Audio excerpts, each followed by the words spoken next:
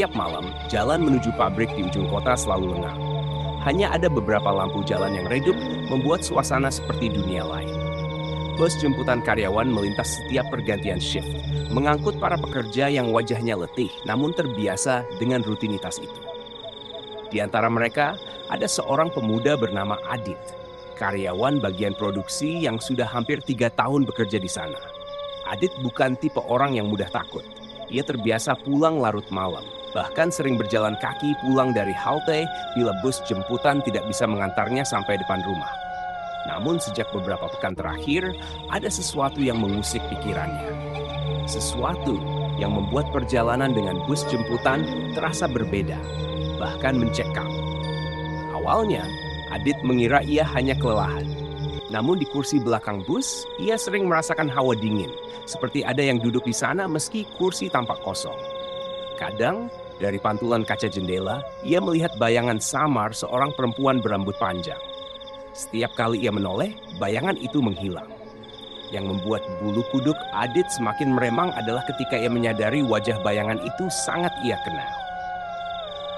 Dina, teman kerjanya yang dulu sering duduk di sebelahnya saat jam makan siang. Dina, yang menurut kabar sudah resign mendadak dan kembali ke kampung halaman. Adit awalnya mencoba menepis. Mungkin hanya halusinasi, pikirnya. Tapi firasatnya mengatakan lain. Bayangan itu terlalu nyata. Bahkan seakan menatap langsung ke arahnya dengan tatapan penuh kesedihan. Pabrik tempat Adit bekerja bukan tempat asing bagi cerita-cerita mistis. Sudah banyak kabar beredar tentang penampakan di gudang, suara langkah kaki di koridor kosong, hingga bisikan di ruang produksi. Tapi Adit tidak pernah terlalu memikirkannya. Ia orangnya realistis. Sampai akhirnya bayangan Dina terus menghantuinya di bus jemputan. Ada sesuatu yang ingin disampaikan, sesuatu yang membuat arwah itu tidak tenang. Adit merasakan ada beban berat yang sengaja ditipkan padanya. Seakan-akan Dina tidak sekadar menampakkan diri untuk menakut-nakuti, melainkan untuk meminta sesuatu. Dan malam itu, saat bus melaju di jalan sunyi dengan lampu jalan yang berkelip redup, Adit tahu hidupnya tidak akan lagi sama. Ia telah dipilih oleh arwah temannya sendiri untuk membuka sebuah kebenaran yang mengerikan. Kebenaran yang selama ini tertutup rapat di balik senyum dan obrolan singkat para karyawan pabrik. Malam itu, seperti biasa, Adit naik bus jemputan sepulang shift malam. Jam dinding pabrik baru saja menunjuk lewat tengah malam ketika ia duduk di bangku dekat jendela. Bus yang penuh oleh karyawan letih bergoyang pelan mengikuti jalanan berlubang. Suara mesin dan dengkuran beberapa penumpang menjadi latar yang biasa. Namun, dari kaca spion di depan, Adit melihat sesuatu yang membuatnya tercekat. Kursi belakang yang tadi jelas kosong, kini tampak ada sosok duduk diam. Rambut panjang menutupi wajah, tubuhnya condong ke samping, seakan menatap lurus ke arah Adit. Adit menoleh cepat. Kosong, hanya kursi pabrik yang sudah lusuh. Tapi ketika ia kembali melihat spion, sosok itu masih ada. Kali ini jelas sekali. Perempuan berambut panjang dengan wajah pucat. Hati Adit serasa berhenti berdetak. Itu Dina, teman kerjanya dulu. Dina yang katanya sudah resign beberapa bulan lalu. Dina yang dulu sering tertawa bersama di kantin, lalu tiba-tiba menghilang tanpa jejak. Astagfirullah, gumam Adit pelan, berusaha menenangkan diri. Ia menutup mata sebentar, lalu membuka lagi. Kosong, tidak ada siapa-siapa. Sepanjang perjalanan, bulu kuduk Adit tidak kunjung turun. Udara dalam bus mendadak dingin, seperti AC bocor tepat di lehernya. Ia berusaha mengalihkan pikiran, memainkan ponsel, membuka aplikasi chat. Tapi bayangan wajah Dina terus muncul di benaknya, dengan tatapan yang seolah meminta sesuatu. Ketika bus hampir sampai ke halte dekat rumahnya, Adit merasakan sesuatu yang aneh. Ada hembusan napas dingin di telinganya. Begitu jelas, begitu dekat, seperti ada seseorang yang berbisik. Rak, suara lirih terdengar. Bukan suara biasa. Suara itu serak, penuh kesedihan, dan seolah datang dari dunia lain. Adit langsung menoleh. Tidak ada siapapun, hanya kursi kosong di sampingnya. Namun ia yakin betul, suara itu milik Dina. Dengan tangan gemetar, Adit meraih tasnya dan berdiri terburu-buru. Saat bus berhenti, ia melangkah keluar tanpa menoleh lagi. Namun langkahnya terhenti ketika melihat pantulan kaca pintu bus. Di sana jelas terlihat sosok Dina duduk di kursi belakang, menatapnya dengan mata merah basah. Sejak malam itu Adit tidak bisa tidur nyenyak. Bayangan Dina terus mengganggu pikirannya. Saat menutup mata, ia melihat wajah pucatnya. Saat membuka mata, ia seakan merasakan tatapan itu dari sudut kamar. Malam berikutnya, Adit kembali naik bus jemputan. Ia sengaja memilih kursi depan, berharap jauh dari kursi belakang yang selalu menampilkan bayangan aneh itu. Bus melaju perlahan di jalanan gelap, lampu-lampu kota makin jauh tertinggal. Awalnya perjalanan terasa normal, namun udara di dalam bus mendadak berat, seperti ada kabut tipis yang menyelubungi ruangan. Adit menelan ludah, jantungnya mulai berdetak lebih cepat. Dari kaca jendela, ia melihat bayangan samar duduk di kursi belakang. Rambut panjang tergerai, wajah menunduk. Kali ini Adit tidak ingin menoleh. Ia tahu siapa yang ada di sana. Namun tiba-tiba, sebuah suara lirih terdengar menembus riuh mesin bus. Adit, tubuh Adit menegang. Itu suara yang sangat dikenalnya, suara Dina. Ia memberanikan diri menoleh sedikit. Dan benar saja, sosok itu sudah tidak lagi jauh di kursi belakang. Dina kini duduk tepat di bangku seberang lorong, hanya berjarak beberapa langkah darinya. Wajahnya pucat, bibir membiru, dan mata kosong menatap lurus. Ada luka lebam di lehernya, seperti bekas cekikan. Dina, suara Adit bergetar. Ia ingin berdiri, tapi tubuhnya seperti terkunci. Senyum tipis terukir di wajah pucat itu. Senyum yang membuat darah Adit serasa berhenti mengalir. Dina membuka mulutnya, berbicara dengan suara serak. "Kenapa kamu nggak cari aku, Dit? Kenapa semua orang diam saja?" Adit semakin pucat. Ia ingin menjawab, tapi suaranya tercekat di tenggorokan. Udara semakin dingin, napasnya keluar seperti uap. Penumpang lain tetap duduk tenang, seolah tidak melihat apapun. Dina mencondongkan tubuh, wajahnya semakin dekat. Bau busuk menusuk hidung Adit, membuatnya hampir muntah. "Tolong aku," bisiknya. Mata Dina kini dipenuhi air, bercampur darah yang menetes perlahan. Bus berhenti mendadak di lampu merah, membuat Adit tersentak. Begitu ia menoleh kembali, sosok Dina sudah menghilang. Kursi kosong, hanya menyisakan bau anyir yang masih menusuk di udara. Malam itu, setelah kejadian di bus, Adit benar-benar tidak bisa memejamkan mata. Tubuhnya bergetar, keringat dingin membasahi punggung meski kipas angin di kamarnya mati. Setiap kali ia memejamkan mata, wajah Dina yang pucat selalu muncul dengan mata basah penuh darah. Entah pukul berapa, akhirnya Adit terlelap. Namun tidur itu bukanlah istirahat. Ia terjerumus ke dalam mimpi yang begitu nyata. Dalam mimpinya, Adit berdiri di sebuah lahan kosong. Tanah becek, gelap, hanya diterangi cahaya bulan pucat. Bau busuk menusuk hidungnya, begitu pekat sampai membuat perutnya mual. Ia melangkah pelan dan tiba-tiba mendengar suara tangis lirih. Ketika menoleh, ia melihat Dina. Bukan seperti dulu yang selalu tersenyum ceria di kantin.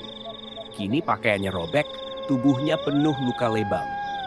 Darah mengalir dari sudut bibir, matanya sembab, dan tubuhnya bergetar hebat.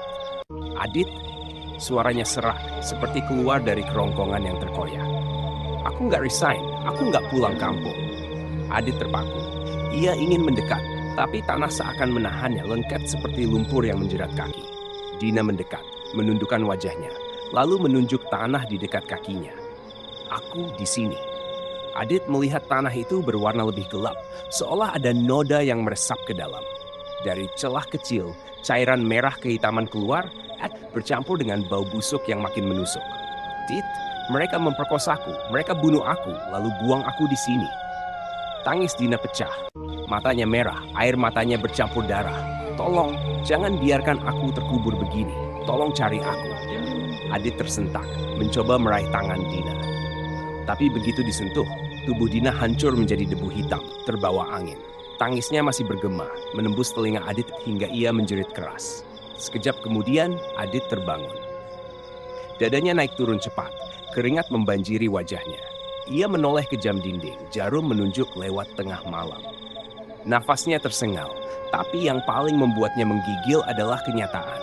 Bau busuk itu masih ada di kamarnya, bukan mimpi. Dina benar-benar meminta tolong.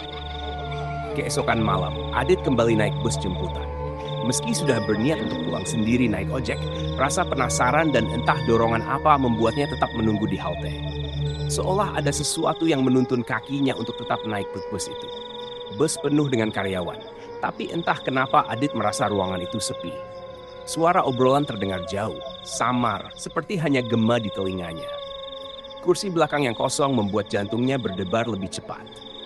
Adit berusaha menunduk, memainkan ponselnya agar pikirannya teralihkan. Namun suara lirih tiba-tiba terdengar, jelas dari arah kursi belakang. Dit. Adit membeku. Suara itu lagi. Ia tak menoleh, tapi tubuhnya merinding hebat. Suara itu datang lagi, kali ini lebih dekat, seperti tepat di belakang telinganya. Tolong aku. Pelan-pelan Adit menoleh. Kursi itu tetap kosong. Tapi di pantulan kaca jendela, jelas terlihat sosok Dina duduk di sana. Rambutnya tergerai berantakan, wajahnya penuh luka lebam. Ia menatap Adit dengan mata merah berair. Adit cepat-cepat berdiri, tapi tubuhnya gemetar hebat. Ia ingin berpindah kursi, namun bus berblok tajam dan tubuhnya hampir terjatuh. Dalam sekejap, ia merasakan sesuatu menggenggam tangannya. Dingin. Begitu dingin, seperti menyentuh bongkahan es yang berlumur darah. Aku nggak bisa pergi sebelum kau menolongku, bisik Dina. Suara itu kini begitu jelas. Adit hampir berteriak, tapi suara tercekat. Ia memejamkan mata, berharap semuanya hanya bayangan. Namun, ketika membuka mata, Dina kini duduk di kursi sampingnya. Tatapannya sayu, penuh luka, bibirnya bergetar. Aku nggak pantas dibuang begitu saja, Dit. Aku ingin dimakamkan dengan layak. Aku ingin mereka yang sudah merusak dan membunuhku membayar perbuatannya. Air mata mengalir di pipi pucat Dina. Namun tiba-tiba wajahnya berubah. Senyum getir muncul, dan dari lehernya menetes darah pekat menodai bajunya. Bau anyir kembali memenuhi bus. Penumpang lain tetap tenang, tak seorang pun menoleh. Seolah hanya Adit seorang yang bisa melihat dan mendengar semua ini. Ketika bus berhenti di halte, Dina menatap Adit dengan tatapan memohon. Jangan biarkan aku sendirian di sini, Dit. Adit gemetar hebat. Ia tahu kini arwah Dina menempel padanya. Sejak malam itu, Adit tidak bisa lagi menutup mata dari kenyataan. Dina bukan hanya sekadar menampakkan diri, tapi benar-benar meminta tolong. Suaranya, tatapannya, bahkan sentuhan dinginnya semuanya begitu nyata. Siang harinya, Adit memberanikan diri mencari informasi. Ia mulai dari obrolan santai dengan teman-teman sekerja. Kalian masih ingat Dina nggak? Yang dulu di bagian produksi, tanya Adit seolah biasa saja. Beberapa temannya saling pandang. Salah satu menjawab, oh iya, katanya resign mendadak kan? Pulang kampung. Pulang kampung kemana? Adit menimpali. Tapi mereka hanya mengangkat bahu, pura-pura tidak tahu. Perasaan Adit semakin tidak enak. Ia lalu mencoba mencari di internet, membuka berita lokal, forum, bahkan sosial media. Hatinya tercekat ketika menemukan sebuah artikel samar berjudul "Ditemukan jasad perempuan tanpa identitas di lahan kosong dekat sungai". Beritanya sudah sebulan lalu dan hanya memuat keterangan singkat. Tubuh korban penuh luka, diperkirakan korban pembunuhan, namun identitasnya tidak jelas. Jantung Adit berdegup kencang. Deskripsi itu sangat mirip dengan yang ia lihat dalam mimpi. Pakaian yang robek, luka lebam dan dibuang begitu saja. Apakah itu benar Dina? Malam harinya di bus jemputan, Dina kembali muncul. Kali ini ia berdiri di lorong, tidak lagi duduk jauh di kursi belakang. Tubuhnya gemetar, mata merahnya menatap langsung ke Adit. Kamu sudah lihat kan, Dit? Bisiknya. Itu aku dibuang di sana. Adit terdiam, tubuhnya kaku. Ia ingin bertanya siapa yang melakukan itu, tapi mulutnya terkunci. Dina perlahan mendekat. Wajahnya hanya sejengkal dari wajah Adit. Bau busuk menusuk, membuatnya hampir muntah. Mereka temanmu sendiri. Mereka yang kamu lihat setiap hari di pabrik. Mereka yang tertawa seolah tak bersalah. Adit menelan ludah, keringat dingin membanjiri tubuhnya. Kata-kata itu menghantam pikirannya seperti palu besar. Jika benar pelaku adalah orang-orang dari pabrik, berarti ia hidup berdampingan dengan para pembunuh. Dan Dina tak akan berhenti menghantui sampai kebenaran terungkap. Susai malam-malam mengerikan yang penuh bisikan dan bayangan, Adit tahu ia harus melangkah lebih jauh. Tak bisa terus-terusan hanya mendengarkan jeritan Dina dari kegelapan bus jemputan. Ia harus menemukan kebenaran jika memang ada. Di hari yang cukup terang, Adit mulai merangkai potongan informasi. Pertama, ia mengunjungi halte dan ruas jalan yang sering dilewati bus jemputan. Ia berbicara pada warga sekitar. Pernah nggak kalian dengar ada yang menemukan jasad perempuan di daerah sini? Atau ada benda aneh semacam tas, pakaian, atau obat-obatan yang tercecer di tepi sungai? Tapi semua jawaban sama. Mereka bilang belum pernah. Atau kalaupun ada kabar kayak gitu hanya gosip. Kemudian Adit menggalinya lewat media lokal. Ia ke kantor koran kecil dan bertanya apakah mereka pernah memuat berita tentang wanita yang ditemukan tewas tanpa identitas di sekitar wilayah kota. Di kantor polisi, Adit mencoba mencari tahu laporan kehilangan atau laporan jenazah tak dikenal. Tapi di kantor polisi jawabannya dingin. Tanpa laporan resmi, mereka tak bisa banyak membuka informasi. Adit sangat frustrasi, tapi tidak menyerah. Ia mengingat mimpi Dina menunjuk ke lahan kosong dekat sungai kecil di pinggiran desa kecil di luar kota pabrik. Ia pergi ke sana. Lahan itu gelap, ditumbuhi rumput tinggi dan semak belukar. Malam sebelumnya Dina muncul dalam mimpi, menunjuk tanah yang lembab, ada tanda campuran tanah dan darah yang meresap ke bumi. Dengan senter, Adit menyusuri lahan tersebut di malam hari. Di satu titik, sinar senter memantul di benda keras yang tersembunyi sebagian tanah. Sebuah potongan kain yang robek mirip pakaian kerja. Ada bercak noda gelap, setengah ditutup oleh dedaunan. Jantung Adit hampir meloncat. Ia berhenti menahan napas. Ini bisiknya pelan, sambil merogoh tasnya, mengambil plastik kecil yang biasa dipakai mengumpulkan sampel. Ia mengambil kain itu dengan hati-hati, mencium bau lembab dan sedikit anyir. Dina selalu berkata bahwa bau darah dan lembab itu ada bersamanya. Tak jauh dari situ, ia menemukan benda lain yang mencurigakan. Satu botol kecil berisi cairan putih keruh, sepatu kotor, dan sisa sandal jepit. Semua tampak ditinggalkan, tanpa jejak siapa yang membawa atau membuang. Adit mengumpulkan semua benda itu dan memutuskan untuk membuat laporan ke polisi. Malam itu, Dina datang di bus jemputan lagi. Tidak menakutkan kali ini, tapi menatap dengan tatapan berharap. "Terima kasih, Dit." Suaranya pelan, lembut. Rona wajahnya, meski masih pucat dan terluka, seakan sedikit lebih tenang. Adit tahu ini baru langkah kecil. Tapi untuk pertama kalinya, Dina tampak seperti percaya bahwa ia tidak sendiri dalam perjuangannya. Adit berjanji dalam hati bahwa ia akan terus mencari, tak akan berhenti, sampai jasad Dina ditemukan dan pelakunya diusut. Hari itu, suasana di kantor polisi lebih ramai dari biasanya. Adit datang membawa barang-barang yang ia temukan. Potongan kain, sandal jepit, dan botol kecil yang sebagian tertanam di tanah dekat sungai. Ia menceritakan semuanya dengan napas bergetar, tentang mimpi, tentang arwah Dina yang menuntunnya ke lokasi. Polisi sempat ragu, tapi bukti yang dibawa terlalu nyata untuk diabaikan. Beberapa hari kemudian, tim kepolisian melakukan penggalian di lokasi yang ditunjuk. Bau busuk segera menyebar begitu tanah dibuka. Dan di sanalah kerangka seorang perempuan ditemukan, masih dengan pakaian kerja pabrik yang sudah robek dan penuh tanah. Adit menutup wajahnya dengan kedua tangan. Air matanya mengalir deras. Ia tahu itu Dina. Kabar itu tersebar cepat. Banyak karyawan kaget, tak menyangka bahwa resign yang selama ini mereka dengar hanyalah kedok. Polisi segera melakukan penyelidikan dan perlahan terkuak fakta mengerikan. Pelaku adalah beberapa orang karyawan juga yang sering bergaul dekat dengan Dina. Mereka memanfaatkan kesempatan saat Dina pulang lembur, memperkosanya, lalu menghabisinya sebelum membuang jasadnya di lahan kosong. Penangkapan berlangsung dramatis. Beberapa pelaku berusaha kabur, tapi akhirnya tertangkap. Wajah mereka yang dulu terlihat ramah di pabrik, kini terungkap sebagai monster keji.